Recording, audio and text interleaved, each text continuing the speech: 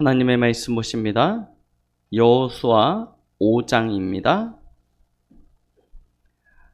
구약 성경 325페이지 여호수아 5장 2절 3절 말씀을 같이 보시겠습니다. 자, 찾으셨으면 우리 같이 합독하십니다. 그때 여호와께서 여호수아에게 이르시되 너는 부싯돌로 칼을 만들어 이스라엘 자손들에게 다시 할례를 행하라 하시매 여호수아가 부싯돌로 칼을 만들어 할례산에서 이스라엘 자손들에게 할례를 행하니라. 아멘. 이번 명절 굉장히 길었죠. 잘들 보내시고 맛있는 음식 드셨습니까? 제가 이번 주에 이제 어머니가 이제 병원에 계시다가 명절 당일날만 잠깐 외출을 하셔서 같이 이제 식사를 하고 다시 이제 병원에 또 들어가시고 그 다음날 아버지 혼자 이제 집에 계시니까 제 동생하고 셋이서 아버지를 모시고 이제 식사 한 끼를 대접하겠다고 저기 영종도를 갔습니다. 영종도를 가가지고 식당을 갔는데요. 차들이 되게 많은 거예요. 각오를 했습니다. 좀 기다려야 되겠구나 하고 각오를 했는데 딱 대기표를 보니까 대기 인원이 40팀이 있는 거예요. 40팀이 대기 인원이 있어서 야 이거 기다려야 되냐 말아야 되냐 하고 있는데 이제 다음 순서를 부르잖아요. 40팀 대기를 하니까 절반은 그냥 갔더라고요. 그래가지고 버티면 먹을 수 있겠다 싶어가지고 이렇게 한 1시간 정도를 기다렸다가 이제 식사를 했습니다. 식사를 했는데 저희 아버지가 이게 맛있게 드셨어요. 그러니까 그거 보면서요. 야, 진짜 식사 한 끼를 하겠다고 차 밀리는데, 그렇죠? 차 밀리는데 고속도로를 타고 달려가서 대기표를 1시간을 뽑아가 1시간을 기다리고, 그렇죠? 그리고 밥 먹는데 뭐 얼마나 걸리겠습니까? 밥 먹는 시간. 그죠? 먹고 또 차 밀려가지고 집에 오고. 보는데, 야, 진짜요. 우리가 그냥 식사 한 끼를 하는데 그런 수고를 하는 거예요. 그냥 대충 먹을 수도 있고, 그죠? 또 뭐 잘 먹을 수도 있긴 하지만, 우리가 그런 그냥 특별한 날 식사 한 끼를 하려고 굳이 달려가서 기다려서 굳이 밀리면서 와가지고 우리가 진짜 주일날 교회로 올 때요, 예배를 드릴 때요, 그런 마음으로 온다면 여러분들 말고 제가 겪은 일이니까 제가 주일을 그런 마음으로 사모하고 예배를 올 때 그런 마음으로 와서 그런 사모함으로 예배를 드리게 되어진다면 진짜 얼마나 이 예배가요 행복하고 좋을까요? 맞죠? 우리의 모든 삶의 그런 우선순위, 삶의 질서라고 이야기하죠. 그런 부분들이 바뀌어야 될 부분들이 참 많습니다. 누구를 만나러, 어떤 시간을 누리려, 뭘 먹으려 할 때는 그만큼 우리가 수고하고 노력하고 그런 투자를 하는 것이 마땅하다고 생각하는데, 하나님 앞에 나올 때는 늘 뭔가 바쁘고요, 쫓기고요, 막 촉박하게 와서 겨우 예배드리고 또 뭐가 그렇게 급한지 막 열심히 달려갑니다. 달려가서 그냥 또 가는데 진짜 우리의 예배가 살아나는 그런 응답과 축복이 있기를 바랍니다. 이번 주 명절을 지내면서 갑자기 장례 부고가 떴어요. 제가 이제 앞서 새벽 예배 때도 말씀드리고 했듯이 장례 부고가 떠가지고 이게 갑자기 또 장례식을 이틀 연속 이제 또 갔다 오게 되어졌는데요. 가면서 명절에 하필이면 장례야 뭐 이런 생각도 들 수 있지 않습니까? 근데 가가지고요, 참 많은 은혜를 받고 왔습니다. 하나님께서 이렇게 언약 가진 한 사람을 통해 가정과 가문을 축복하는구나, 이걸요 다시 한번 확인할 수 있었습니다. 우리는 예수를 믿는다는 것이 뭐 대단한 일이고 교회를 다닌다는 것이 뭐 특별한 일이고 그렇게 생각할 수 있죠. 그런데 이번 명절을 지내면서 보니까 특히 이번 장례 예식을 이렇게 참여하면서 그래, 한 사람이 복음을 받는다는 것이 얼마나 놀라운 일인지. 앞서 지난번에 그 세계 렘넌트 대회 때 돌아가셨던 사모님 그이 신앙의 4대째 가문에서 이렇게 자라나신 분이세요. 사모님이. 그 사모님이 어느 날 불신자 남자를 만났습니다. 불신자 남자랑 결혼을 했어요. 그리고 이 불신자를 회심하게 한 겁니다. 결혼할 때 약속이, 사모님의 아버님이 목사님이셨으니까 이게 결혼을 하려니까 뭐라고 이야기해야 되겠습니까? 내가 결혼을 하면 꼭 교회를 나가겠다. 그런 동기를 가지고 결혼을 하셨어요. 그래가지고 이제 이 분이 사모님을 만나서 예수를 믿게 되어지고, 그러다가 하나님의 은혜 가운데 신학교를 가게 된 거예요. 늙그막히 신학교를 가서 목사님이 됐습니다. 잘 나가던 사업을 접어버렸어요. 접고 목사 되겠다고 집도 팔고 완전히 이제 바닥으로 내려간 겁니다. 맨 땅에서부터 시작을 해가지고 쭉 교회를 세웠는데 지금 저 노원에 계시거든요. 그 목사님이 또 예수를 믿으면서 부모님을 영접하고, 부모님이 다 교회를 다니시고 자녀들이 다 중직자가 되어져가지고 지금 장로예요. 자녀들이 다. 그리고 손주가 또 이렇게 쭉 신앙을 보니까요, 벌써 사모님으로부터 따지면 신앙이 몇 대가 되는 거예요? 7대. 목사님 딱 하니까 4대째 신앙에 딱. 한 가문이 이렇게 3대, 4대의 신앙을 가지게 되어지면요, 이것은요, 그 가문의 영적인 흐름이 되어지고요, 가문의 전통이 되어집니다. 이게 얼마나 큰 축복인지요. 이 돌아가신 권사님, 목사님 어머님이시죠. 목사님 어머님이 뭐 대단한 막 이렇게 신앙을 가지고 계시냐? 사실 그렇지도 않으세요. 그런데 목사님을 통해서 복음을 듣고 영접하고 늘 목사님의 목회와 또 후대들을 두고 기도했는데요, 얼마나 이게 후대들이 잘하고 있는지요.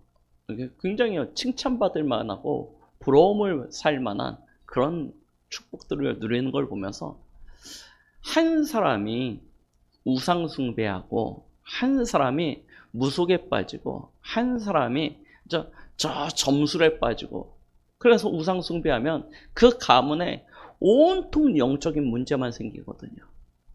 그런데 한 사람이 복음 딱 받고 예수 믿으니까요, 가문에요, 하나님의 모든 응답과 축복이 임하는 것들을 확인할 수 있는 그런 시간이었습니다. 우리의 인생도 마찬가지입니다. 우리는 나 자신을 돌아보면 참 믿음도 없는 것 같고 영적인 생활들 잘 못하는 것 같고 참 연약하고 부족한 것처럼 보일지 모르죠. 그런데 아니라니까요.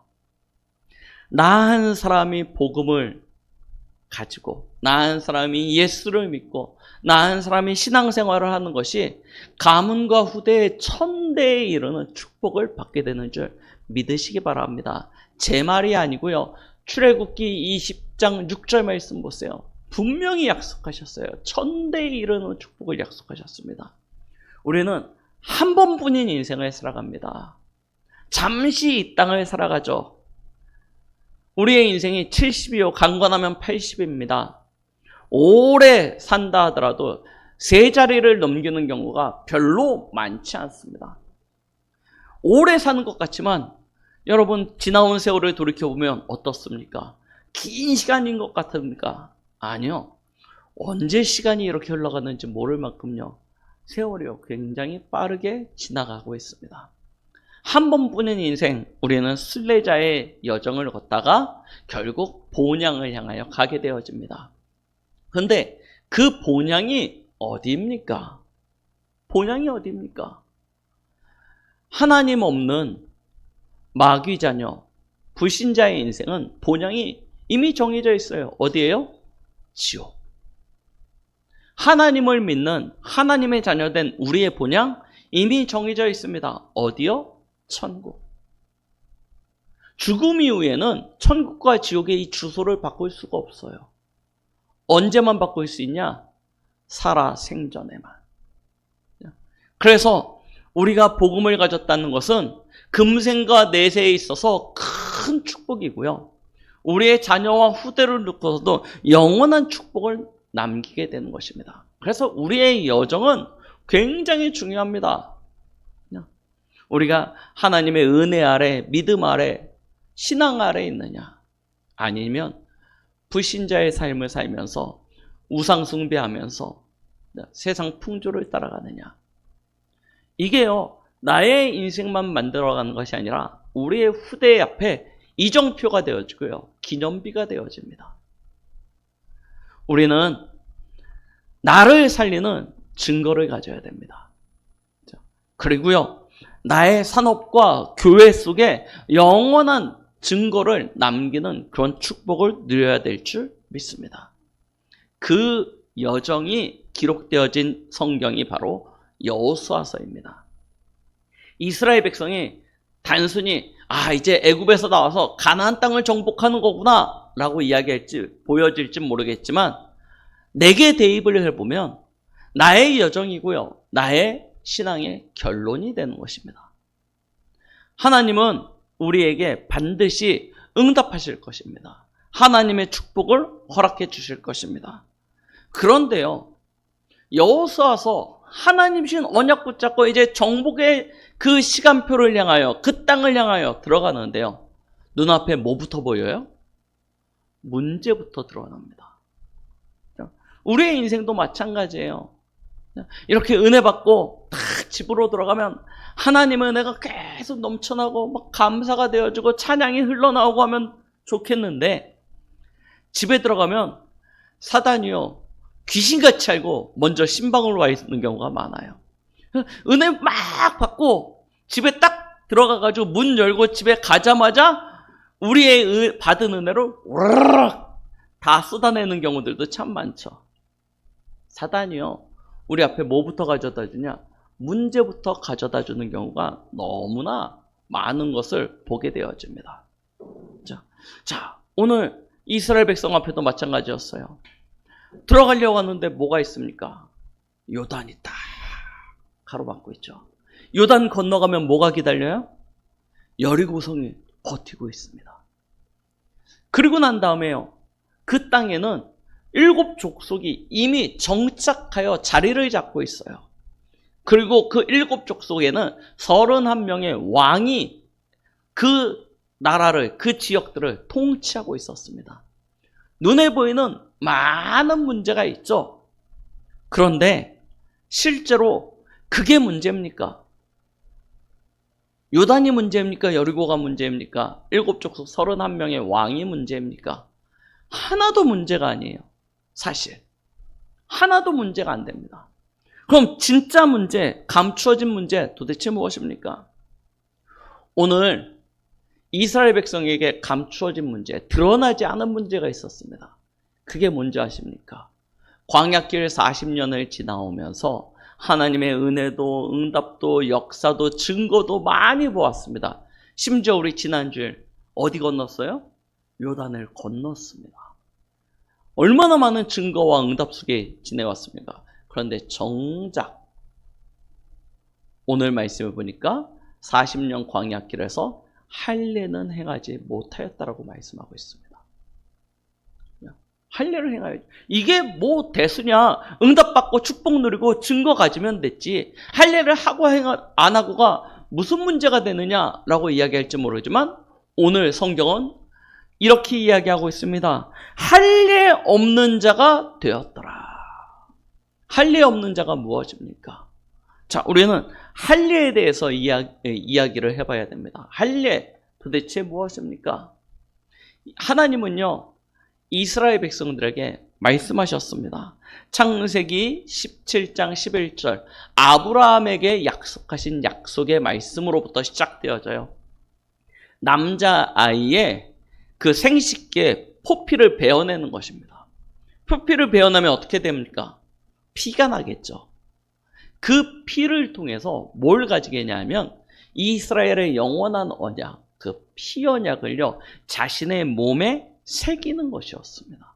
그래서 피의 백성이 되는 거예요. 언약의 백성이 되는 상징입니다. 이런 할례는 물론 이스라엘 민족만 가지고 있었던 건 아닙니다. 여러분들 다큐멘터리 같은 거 보시면 심지어 아프리카나 저 남아메리카에 이런 밀림에 사는 소수민족들 이런 데 보면 남자뿐만 아니라 여자아이들조차도 할례를 하는 경우들이 많습니다. 사단은요 굉장히 영악합니다. 그래서요 하나님의 것을 흉내를 많이 내요. 그래가지고 사실은 모르는 불신자들이 보기에는 할례는 원래 과거 고대 부족들이 다 행하던 거야 라고 이야기할 줄 모릅니다.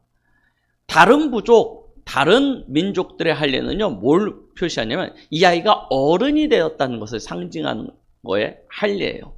그런데 성경이 말하고 있는 할례는 어른이 되는 것을 이야기하지 않습니다. 난지 8일 만에 남자아이들에게 할례를 행하게 해요.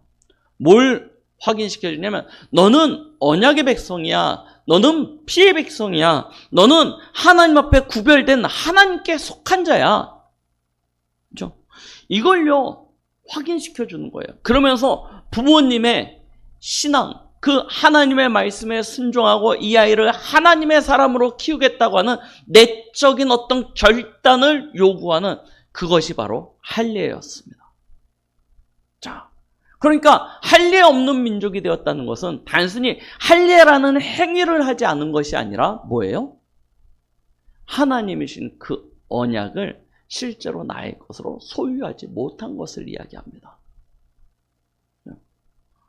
그 증표가 내게 없어요. 이 증표가 없다는 걸 다르게 표현하면 구약 성경 보시라니까 저 할례 없는 자들과 같이 그런 표현들이 많이 있거든요. 그건 무엇입니까? 하나님의 언약과 상관없는, 하나님의 약속과 상관없는, 하나님의 축복과 응답과 상관없는 이 인생이 되었다는 것을 이야기하는 것입니다.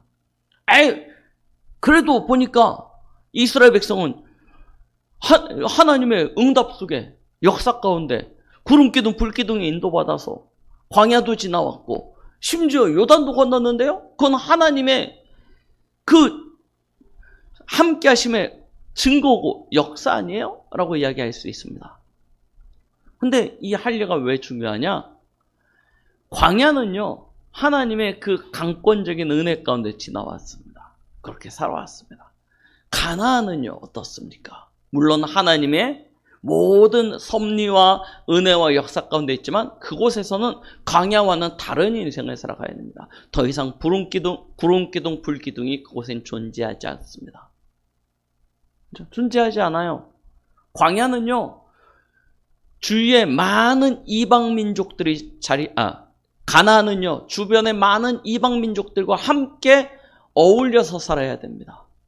그래서 내게 이 언약이요 증표가 되어지고 표징이 되어지지 아니하면 쉽게 동조되어지고요 그들의 문화, 그들의 흐름 속에 빠질 수 있게 되어지는 것입니다. 그래서요 하나님이요 하필 요단을 건너기 전에 저 여리고 성내 군사들이 쳐들어올 수 없는 안전한 곳에서 할례를 하라고 하면 얼마나 좋습니까? 그렇죠? 그럼 얼마나 안전합니까? 여러분 아이들이 요즘 태어나면 남자아이들 같은 경우는 포경수술 많이 하지 않습니까? 어떻게 됩니까? 움직이지도 못하고 걷지도 못해요. 고통 가운데 며칠 동안 들어누워야 됩니다. 가만히 있어야 됩니다. 지금도 그런데 지금은 뭐 마취도 하고 뭐 해가지고 옛날 같으면 어떻게 했겠습니까? 이때는 광야에서 출생한 모든 사람들, 남자들은 다 한꺼번에 할례를 받았어야 됐어요. 아기뿐만 아니라 어른들까지. 그럼 어른들이라고 하면 누굽니까? 전쟁에 나가서 싸워야 될 모든 사람들 다 할례를 받았어야 됐습니다. 그러면 요단 저편에서 받으면 얼마나 좋아요. 안전하잖아요. 그런데 요단 이편으로 건너와가지고 그것도 지금처럼 마취를 하거나 뭐 이렇게 소독되어진 그런 의료도구를 가지고 하는 것도 아니고 부싯돌 깨가지고 돌칼 만들어가지고 생사를 찢어가지고 할례를 한다. 이게 얼마나 고통스럽고 얼마나 비위생적이고 얼마나 힘든 일입니까? 위험한 일이죠. 여리고성이 바로 코앞에 있는데요. 근데 하나님이 거기서 할 일을 하라고 해요. 거기서요. 이유가 분명히 있는 것 아니겠습니까? 하나님은 무조건 그냥 에휴 몰라 그냥 지금 해! 이건 아닐 거잖아요. 맞죠? 자, 어떤 우선순위, 어떤 이유, 어떤 핑계가 없어야 된다는 것입니다. 내 사정과 내 형편과 내 지금이 우리 대부분 그렇게 하잖아요. 요 고비만 넘기면 내가 이 일만 해결되어지면 내가 좀 더 잘하고 좀 더 열심히 하고 좀 더 성실히 하고 그런 이유와 핑계를 댈 때가 참 많습니다. 그런데 오늘 말씀은 뭐예요? 하나님이 이유 핑계 없애라는 거예요. 우리의 인생의 가장 첫 번째 우선순위, 우리의 어쩌면 마지막 결론 무엇입니까? 예수 그리스도입니다. 그 결론을 나의 몸에 새기라는 거예요. 새기래요. 자, 할례. 예수 그리스도의 십자가 사건을 예표하는 것 아닙니까? 그의 피 흘림을 예표하는 것입니다. 피 흘림이 없이는 뭐가 없어요? 죄 사함이 없어요. 죄 사함을 받지 못하면 저주와 재앙이 끊어지지 않습니다.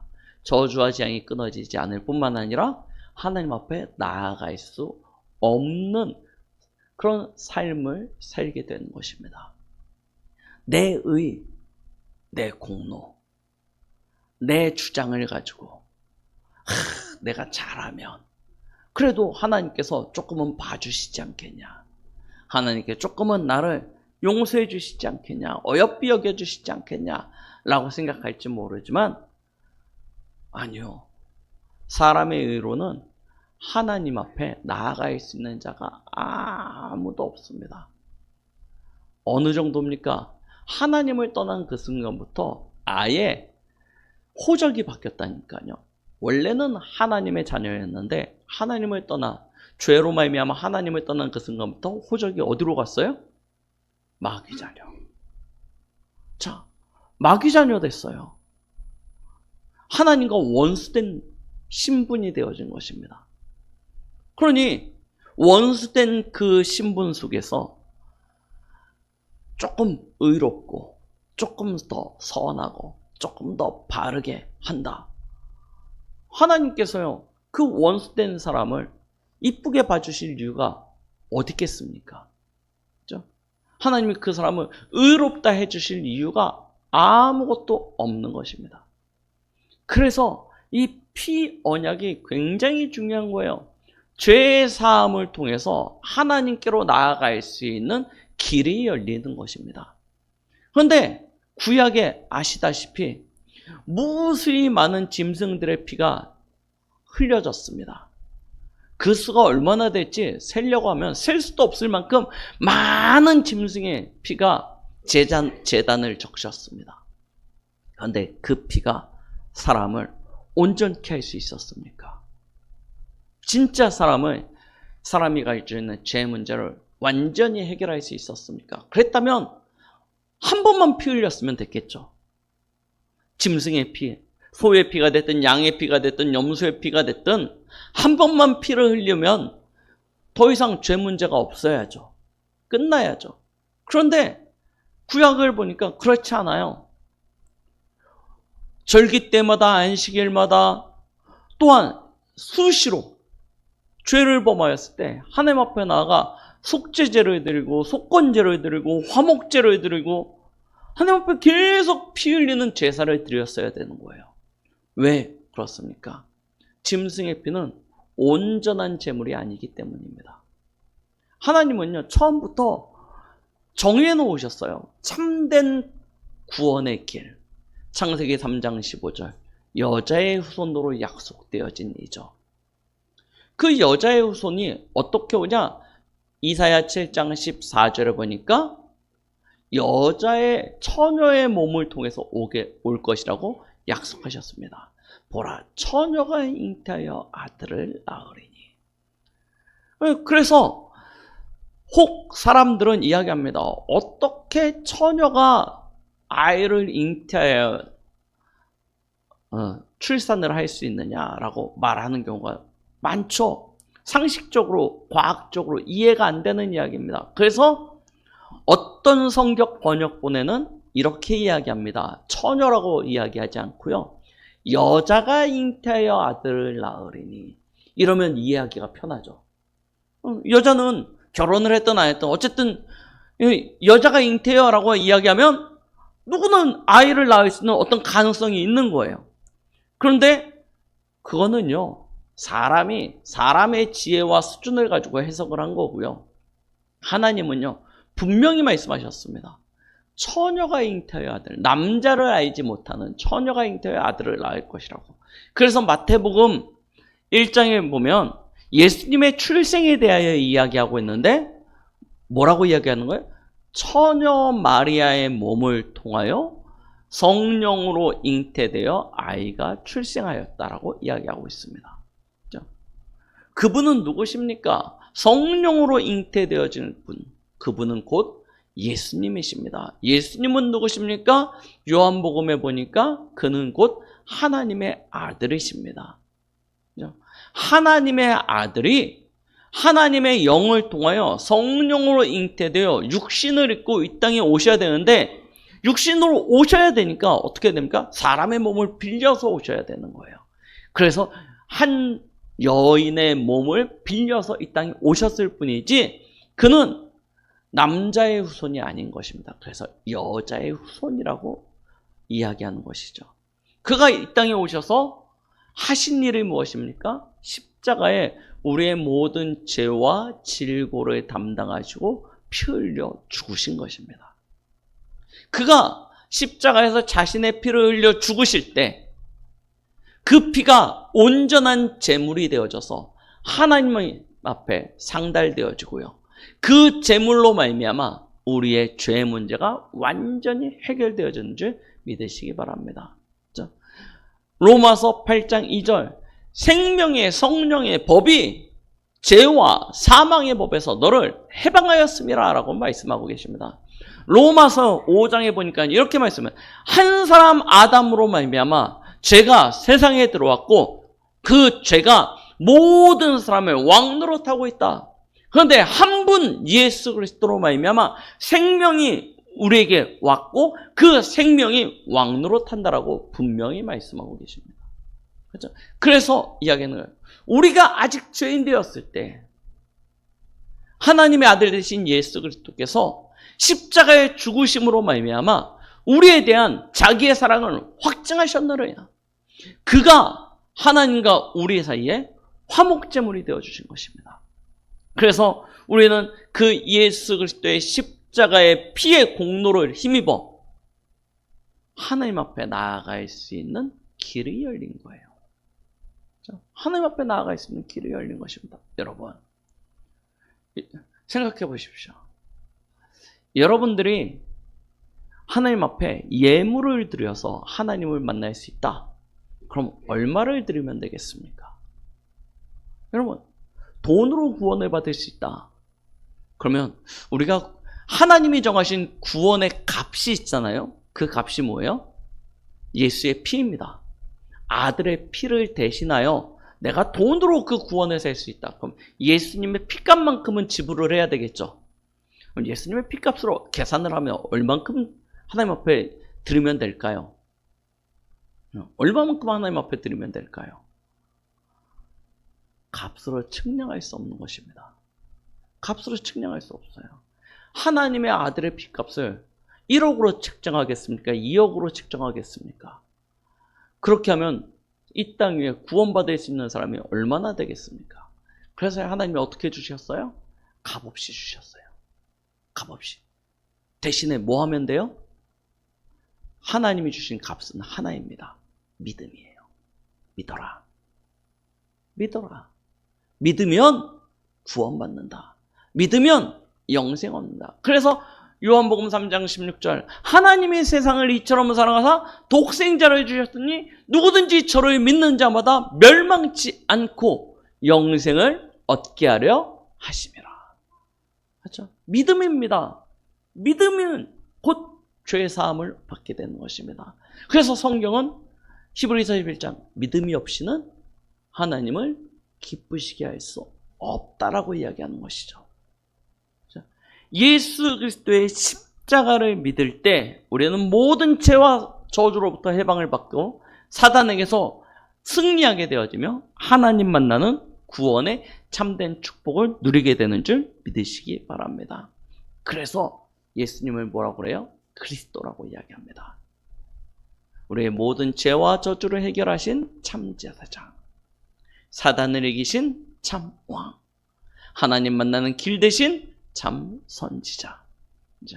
그 예수를 그리스도로 믿는데 어떻게 믿어요? 갈라디아 2장 20절. 나는 그리스도와 함께 십자가에 못 박혀 죽었나니. 이전에 나 죄와 허물 가운데 사단의 종되었던 하나님과 원수되었던 나는 그리스도와 함께 완전히 십자가에 못 박혀 죽는 것입니다. 완전히 끝내는 거예요. 끝. 그래서 그게 끝나요. 그리스도 안에서 끝나야 나의 과거도 끝나고 나의 오늘도 끝나고 나의 미래도요. 다 끝나는 거다니까. 완전히 죽는 거예요. 끝나는 거예요. 그럼 이제 내가 사는 것은 뭡니까? 나를 위하여 십자가에 죽으신 그리스도를 위하여 사는 것이라 이야기했습니다. 이게 믿는 거예요. 그렇죠? 믿는다는 것은 이전에 하나님 떠났던 인생의 나는 완전히 십자가와 함께 죽는 것이고 다시 그리스도와 함께 거듭나서 그리스도가 주인된 인생, 그리스도가 내 삶의 왕된 인생을 살아가는 것, 그것이요 믿음입니다. 그 믿음으로 영접하는 자는 하나님의 자녀가 되는 뭘 주셔요? 권세를 주셨나니. 그걸 예수님이 십자가에서 피 흘려 돌아가시고 난 이후에는 우리의 믿음을 눈에 보이지 아니하는 우리의 내적인 어떤 믿음으로 믿는 거지만 오늘 여호수아서에서는 그 그리스도를 메시아를 기다리는 믿음을 뭘로 확인해요? 할례를 통하여 확인하는 것입니다. 너 가나안 땅 들어가면 이제 집도 생기고 없던 집도 생기고 없던 땅도 생기고 그러면 가나안 땅에서 집 가지고 땅 가지고 이제 결실을 걷고 그러면 그때도 메시아 오직 예수 그리스도 하겠냐? 그때도 너의 인생에 예수 그리스도가 참된 주인이라고 고백하면서 진짜 말씀 따라 진짜 언약 따라 살아가겠냐? 그걸요 결단하고 확인하는 시간이에요. 그래서 뭐합니까? 요단을 건너고 난 이후에 할례를 행하게 해요. 가장 위험한 현장, 가장 시급한 현장. 저기요 두 눈을 뜨고 감시하고 부릅뜨면서 노려보고 있는 그 땅에서 하나님이요 확인케 하시는 거예요. 너 진짜 예수 그리스도로 믿어? 너에게 진짜 예수 그리스도가 주인이야? 그렇다면 그 증거를 보여봐. 할례를 행해라. 그러면서 뭘 확인해 줍니까? 우리는 내적인 진짜 결단을 하는 거죠. 그래? 죽으면 죽겠습니다.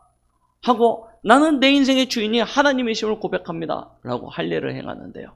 하나님은 거기에 더하여서 뭐합니까? 이스라엘 백성들에게 확신을 심어주세요. 어떤 확신입니까? 전쟁은 사람에게 달린 것이 아닙니다. 누구에게 있어요? 여호와께 속한 것입니다. 나는 큰 결단을 가지고 이스라엘 백성들 큰 결단을 하고 할례를 행하고요. 다 알아누웠습니다. 이제 저 여리고에서 성문 열고 나오면요. 다 죽어야 되는 거예요. 다 끝나는 거예요. 그런데요. 하나님이 어떻게 하십니까? 이미 여리고성의 백성들은 어떤 상태예요? 간담이 녹았어요. 성문을 굳게 걸어 잠그고 창문도 꽁꽁 닫고 겁먹어가지고요. 성문 밖으로 나올 생각을 못하고 있는 거예요. 나는 결단을 했는데 하나님은요 그 시간에 뭘 주세요? 증거를 주세요. 봐.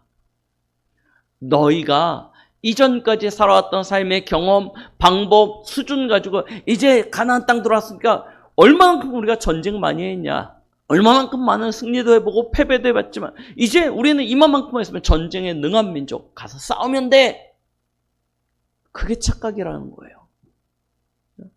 전쟁은 누구에게 있어? 여호와께 있어. 하나님이 막으면 열 자가 없어. 하나님이 열면 막을 자가 없어. 이걸요 확인시켜 주세요. 그러니까 이 할례의 증거를 우리 다음 주에 이제 여리고성을 볼 텐데요. 여리고성 언약궤 따라 여리고 돌지 않습니까? 이 꽉 다물고 생각해 보십시오. 성을 무너뜨려야 되는데 뭐 하고 있어요? 이게 대포를 쏘는 것도 아니고 돌멩이 던지는 것도 아니고 이 꽉 다물고 언약궤 따라 가만히 돕니다. 얼마나 상식적이지 않습니까? 얼마나 불합리적이고 이치에 맞지 않는 일을 하는 것 아닙니까? 그런데 아무도요 거기에서요 불평불만이 없어요. 원래 이스라엘 민족이 불평불만하는 민족 아닙니까? 그렇죠? 기회만 되면 불평불만하는 민족인데 아무도 불평하지 않아요. 왜요? 요단을 건너고 할례를 행하면서 증거를 가졌거든요. 아, 그렇구나.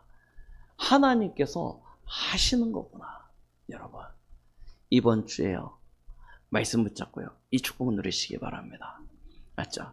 내 인생의 참된 주인이 누구냐? 그리스도십니다. 그를 나의 주인으로 딱 고백하고요 내 속에 그 증거를 딱 가지면요 하나님께서 여러분들의 앞길을 축복해 주실 것입니다.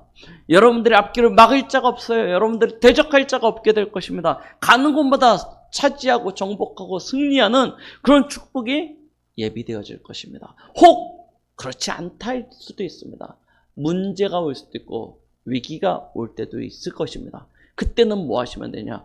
오늘 이스라엘 백성처럼요 내 안에 나의 영적인 이 상태를요 점검해 보세요. 진짜 오늘 일부 말씀처럼 하나님이 나의 길을 아시냐? 하나님께서 나의 인생을 축복하시는 건 맞냐? 이거 딱 가지시고요 다시 나를 점검하세요. 그리고요 진짜 그리스도를 내 안에 주인으로 왕으로요 딱 고백하시고요 그를 확증하세요. 하나님께서 여러분들 앞에 최고의 승리를 예비해 두실 것입니다. 그 응답을 누리는 한 주간 되시기를 예수 그리스도의 이름으로 축원드리겠습니다. 기도하십니다. 하나님 아버지, 가장 위기의 순간에 하나님은 이스라엘 앞에 결단을 요구하십니다. 할례를 행하라 명령하십니다. 오늘 이제 추석 명절을 보내고 현장으로 나아가야 될 우리 모든 성도들에게도 하나님께서 말씀하고 계십니다. 예수가 그리스도 모든 문제 해결자 맞냐? 그렇다면 그를 너의 인생의 주인으로 왕으로 모셔라. 하나님 우리 전 성도들이 그 결단 속에서 그 은혜 가운데서 하나님이 예비하신 현장으로 나가 그 땅을 차지하고 정복하는 참된 응답과 축복 누리게 하여 주시옵소서. 예수 그리스도의 이름으로 기도드렸습니다. 아멘.